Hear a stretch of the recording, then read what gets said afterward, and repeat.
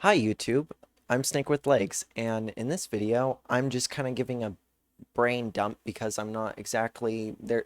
There's not a good conclusion here per se, but basically, I wanted to talk about this book I just bought the other day, and I'm going through it.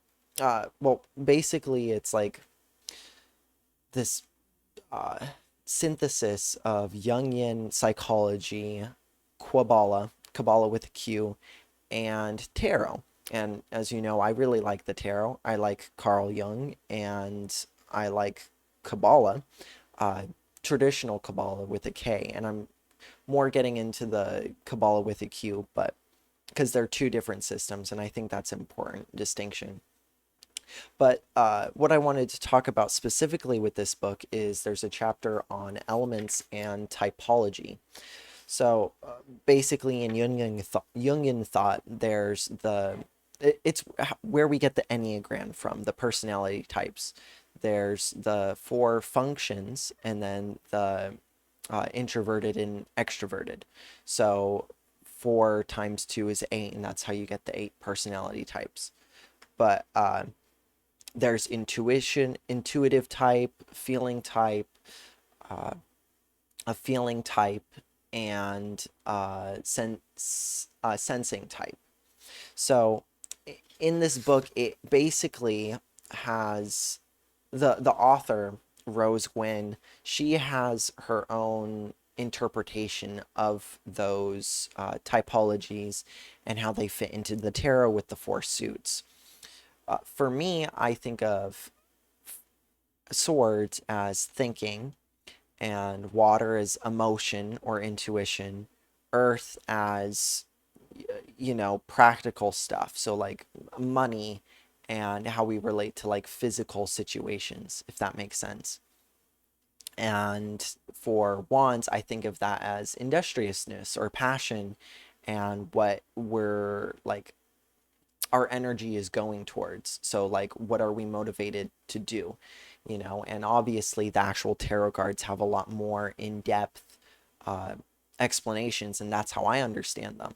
Is I look at the cards from a Kabbalistic point of view and a numerological perspective with the 36 deacons of the zodiac, and that's how I derive their meaning. But looking at the elements from a personality perspective, I want to understand that a little more for personal development, how the aspects of a personality can be correlated or corresponded to the tarot cards. So, in her interpretation, air is thinking, fire is feeling, water is intuition, and earth is the sensing. And thinking, obviously, swords, feeling wands, intuition cups, sensing pentacles. Now, there's also a reference to all the other systems, and I'm trying to learn the Golden Dawn system. I want to, right now, I'm reading Israel Regardie's Black Brick, and I'm working through that program to understand how that works.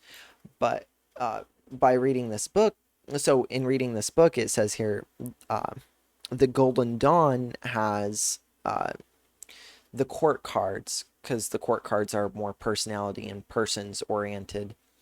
Uh, they're more like raw personality archetypes.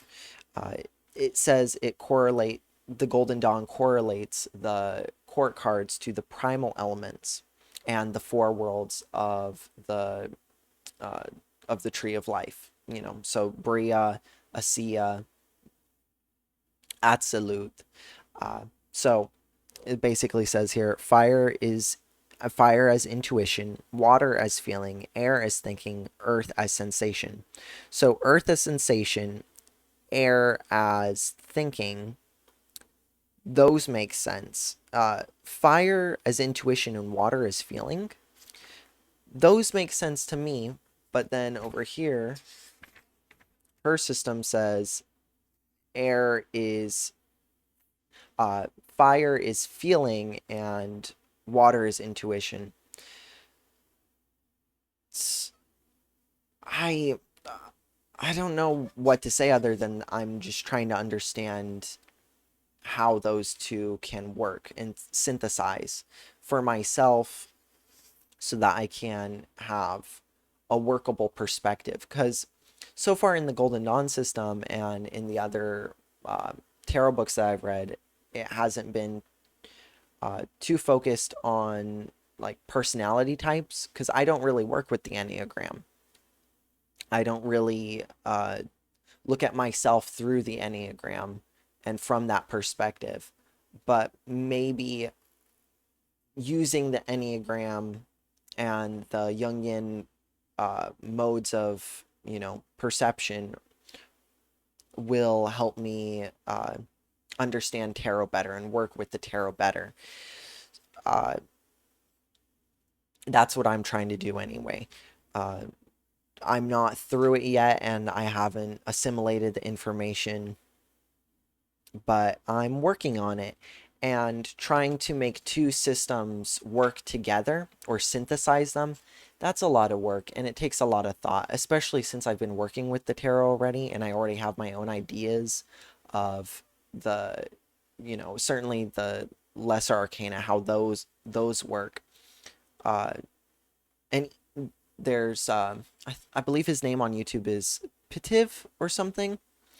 I might link it later, but I was learning tarot from him on his YouTube channel for a minute, and he helped me really like speed things up with like, okay, this is how you read it for divination and answering real questions. So, and even learning his Celtic cross, it made it a lot simpler and easier to understand because he works mainly with the numbers as archetypes. So for him, the elements don't even really matter too much. So, uh, yeah, I'm going to work through this book and continue reading. You can get the Amazon link to this book in the description. I'll probably make another video with some more coherent things to say and maybe things a little more useful for you guys.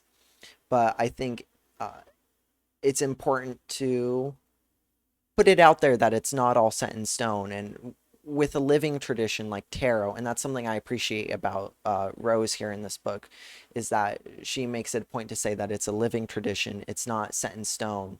The energies around each card change and develop as society and it moves forward and progresses and reinterprets ancient symbols or eternal symbols uh, because it reflects us and it reflects life and how we engage with those things in our collective consciousness and our personal subconscious. That's all alive and moving. So, yeah, maybe check out the book. I don't feel confident in recommending it yet, but it's definitely an interesting read so far. Uh, and that's what I'm working on with this. So, have a good rest of your day, and I'll see you in the next episode. Bye bye.